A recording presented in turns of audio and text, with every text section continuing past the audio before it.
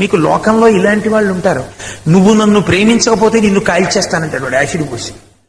అదేంటి ప్రేమించడం అనేటటువంటిది మనోసంబంధమైన విషయం. అంతేకాని నిర్బంధ ప్రణయము అన్నాను అనుకోండి, నేను బలవంతముగా ప్రేమించుట అన్నాను అనుకోండి, ఆ మాటకు అర్థం ఉందా?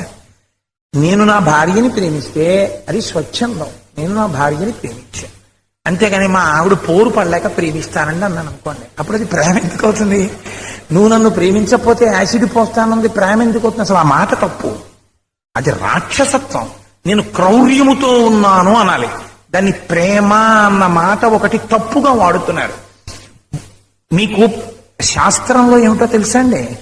ఒక 100 ఆటం బాంబులు పెళ్ళిపోయాయి అనుకోండి, జరిగేటటువంటి నష్టం కన్నా ఒక తప్పు మాట వాడరాని చోట మీరు వాడితే దాని వల్ల కొన్ని తరాలు నాశనం అయిపోతాయి.